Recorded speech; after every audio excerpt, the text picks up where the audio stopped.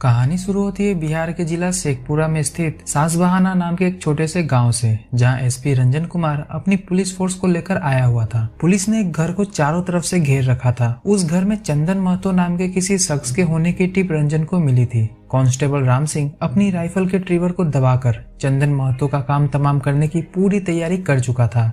देर थी तो बस ऊपर के ऑर्डर की, जिसके इंतजार में एसपी रंजन रुके हुए थे।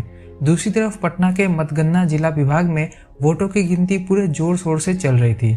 चंदन महतो के ऊपर जिस पॉलिटिकल पार्टी का हाथ था, वो इस बार सत्ता में रहती है या फिर नहीं, बस इसी बात का इंतजार पुलिस ऑफिशियल्स के बड़े बड़े अफसर कर रहे थे।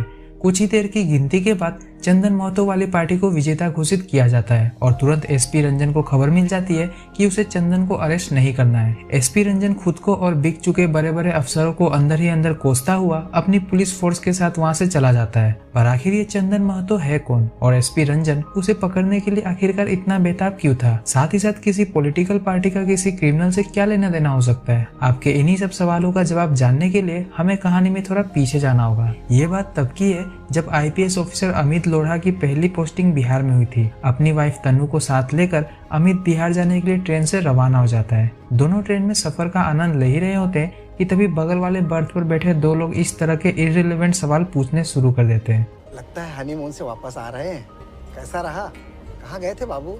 जिससे ऑब्वियसली दोनों काफी अनकंफर्टेबल हो जाते हैं।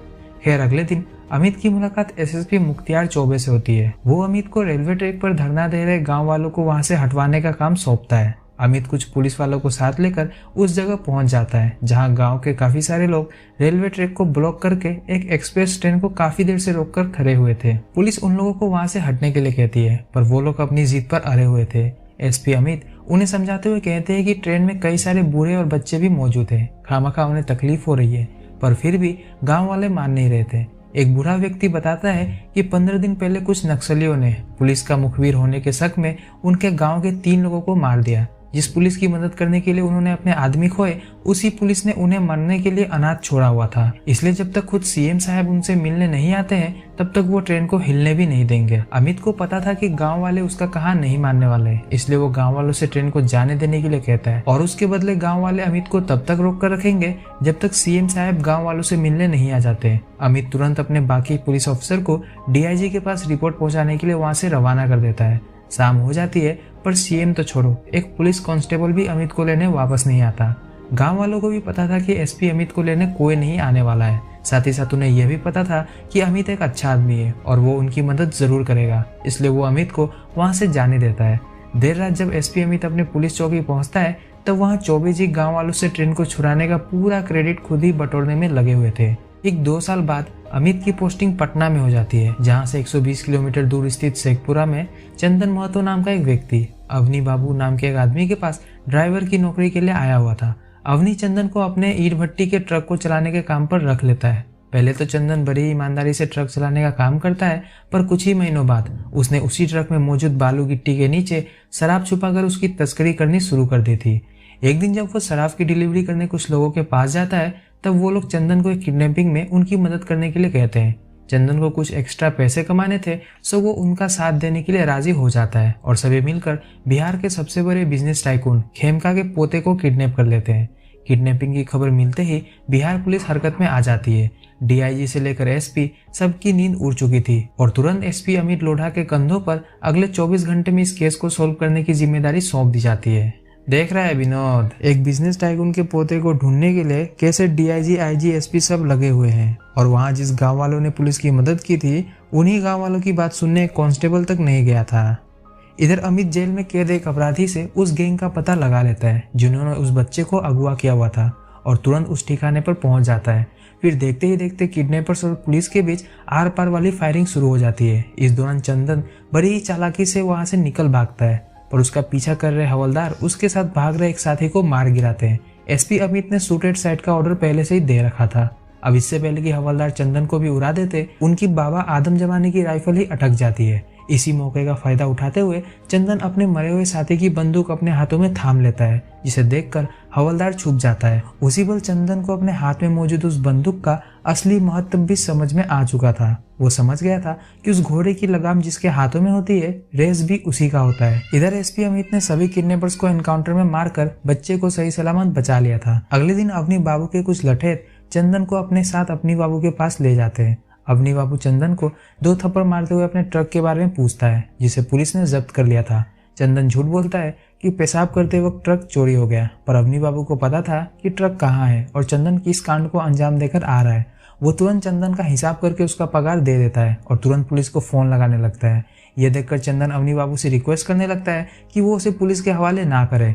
दोनों के बीच में इसी बात को लेकर हाथापाई होने लगती है कि तभी चंदन अपने पतलून में छुपा कर रखा हुआ पिस्तौल बाहर निकालता है और अवनी बाबू के टांग में गोली मार देता है। अवनी बाबू के लठेत चंदन के इस कारनामे से दंग रह गए थे और किसी की हिम्मत नहीं हो रही थी कि कोई चंदन को रोक सके, और चंदन अवनी बाबू के ही बाइक पर बैठकर दनदनाता हुआ वहां से चला जाता है। पुलिस वाले चंदन को ढूंढते हुए जब उसके घर पहुंचते हैं तब उन्हें वहां कोई नहीं मिलता। तब वे चंदन के एक बहुत ही करीबी दोस्त और एक उभरते हुए युवा नेता विनायक महतो से उसके बारे में पूछताछ करने लगते हैं, और उसे भी चंदन के बारे में कुछ भी पता नहीं था। लेकिन पुलिस के वहां से जाते ही वो तुरंत चंदन के ठिकाने पर पहुंच जाता है और उसे बताता है कि पुलिस और अभ्युदय सिंह दोनों ही उसे ढूंढ रही है। दरअसल अवनी अभ्युदय सिंह का ही आदमी था और उससे पंगा लेकर चंदन ने अभ्युदय सिंह से जाने अनजाने में पंगा ले लिया था। अब इससे पहले कि अभ्युदय सिंह उसे ढूंढ निकालता, वो खुद ही अभ्युदय सिंह से मिलने उसके घर पहुंच जाता है। अभ्युदय सिंह लोहू सिंह का छोटा भाई था। बड़े भैया एमपी थे तो छोटे भाई एक मंजे हुए गुंडे। अब इससे पहले कि अभ्युदय सिंह अपने आदमियों के हाथों चंदन को मरवाता, चंदन अवनी के ऊपर गोली चलाने का कारण अभ्युदय को बताने लगता है। अभ्युदय चंदन की बहादुरी से काफी इम्प्रेस हो चुका था। वो चंदन से कहता है कि अगर वो खुद चंदन को ढूंढ लेता तो वो उसकी बात कभी नहीं सुनता, पर क्योंकि चंदन ने खुद उसके सामने आने की हिम्मत दिखाई है, इसलिए इस बार वो उसे माफ कर रहा है। इसके बाद अभ्युदय सिंह ने चंदन को अपने यहाँ ड्राइवर की नौकरी पर रख लिया था। उसी दौरान एसएसपी ने सीएम साहब से दरख्वास्त करके अमित के हाथ में नालंदा डिस्ट्रिक्ट सौंप दी थी।